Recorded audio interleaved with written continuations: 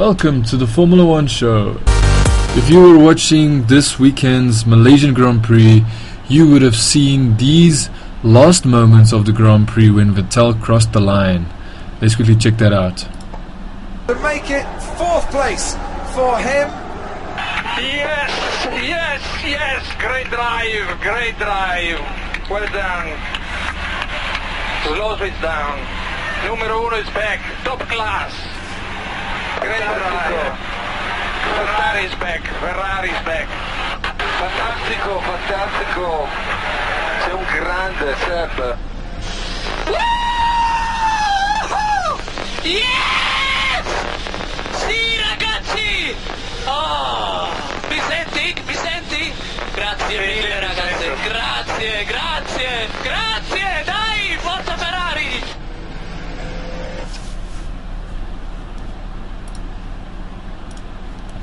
So there you have it. That is what happened last weekend.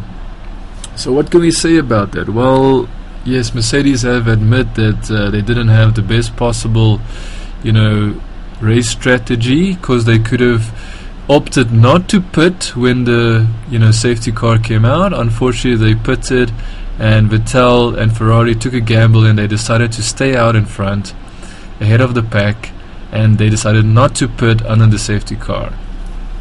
Now, if you look at this from many angles, you would say that, Mercedes, how can Mercedes, think that, if they would start from behind the pack pitting, that they would actually, be able to, beat Ferrari and beat Vettel. Well, basically, I do not think that Mercedes believed that Ferrari was going to have as much pace as it did, and they didn't believe that Vettel was actually capable of beating them in pure power and straight line speed when it comes to performance. So I believe that Mercedes did not take a gamble. Mercedes went with their normal routine because, let's face it, they believe they are the fastest, strongest team. So what they did was they just decided to do what they would do normally in any circumstances: pit the car, get it some fresh tires, and put it out there so the car can run a little bit longer than usual. Unfortunately, it didn't work out because they didn't anticipate that Ferrari's car is as strong as it was.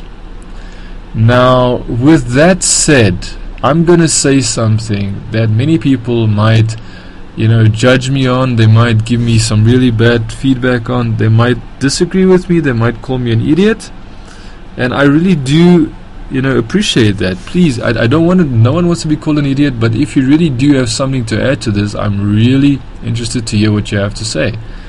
So this is what I have to say. I believe that Mercedes on purpose decided not to have not to show their full potential for this Malaysian Grand Prix 2015, and I would not be surprised if they planned not to be first, unless, of course, even if their actual attempt not to win and they still won would have backfired.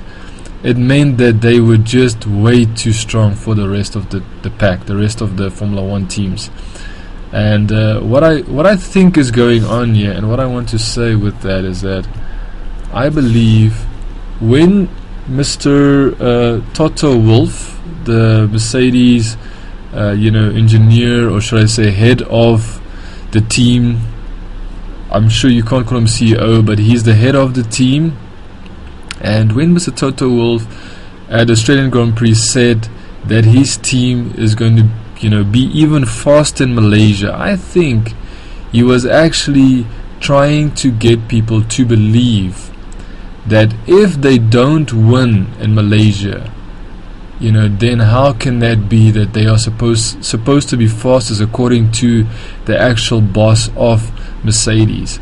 And I'm pretty sure that that's a tactic that Mercedes used to somehow make it believe that this Formula One season is not just going to be them, being in charge.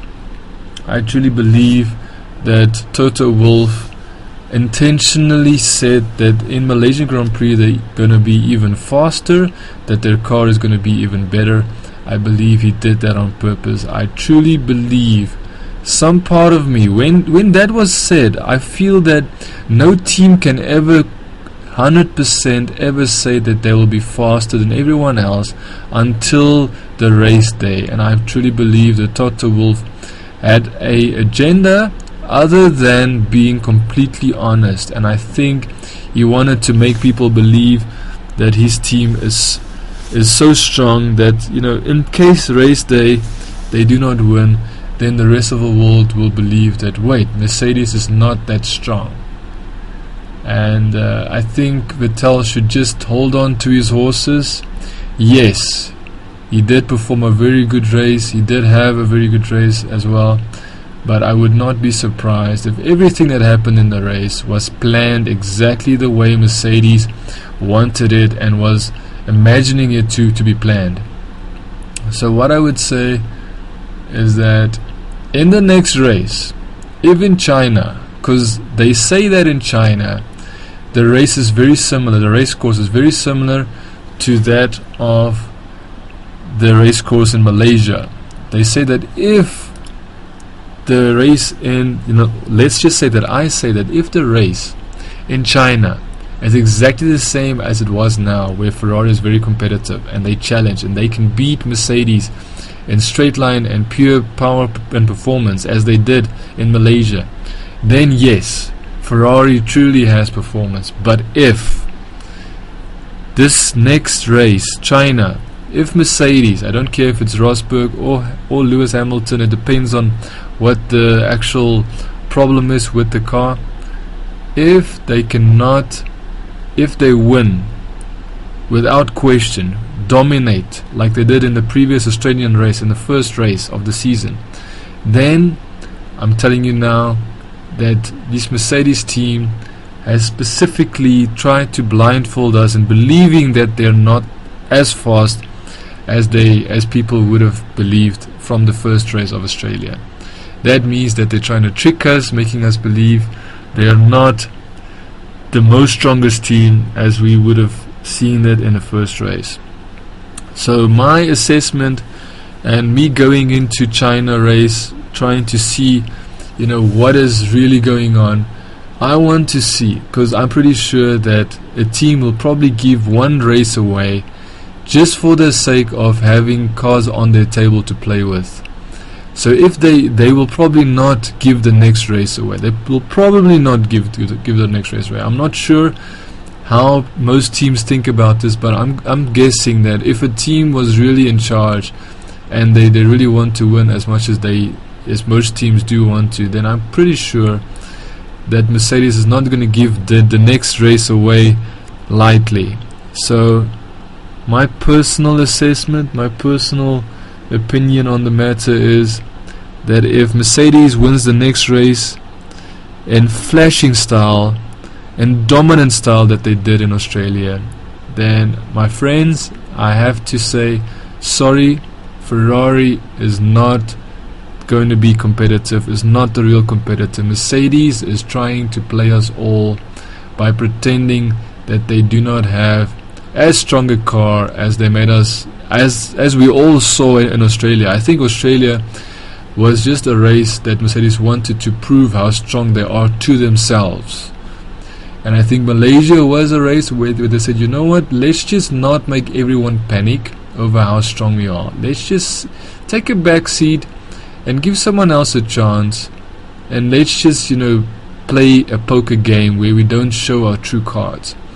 So that is what I believe. So if you do agree with me, then you can leave a comment. If you don't agree with me, tell me why you don't agree with me. Leave that in the comments. Please like and subscribe to this channel if you like it. If you like this video, then you know what you have to do. And yes, I am actually rooting for Vettel. He's not actually my most favorite driver. He's got a very massive attitude problem. If you really look at him, especially when he wins, he's pretending to be like so humble, but he's not. He's definitely not. I would have loved Kimi to be up there. Unfortunately, Kimi Räikkönen is not even close to competing against those top three guys. Vettel Hamilton and Rosberg. I also think Rosberg completely lost all his passion, because now he's a second driver. He's not going to rush trying to prove himself anymore.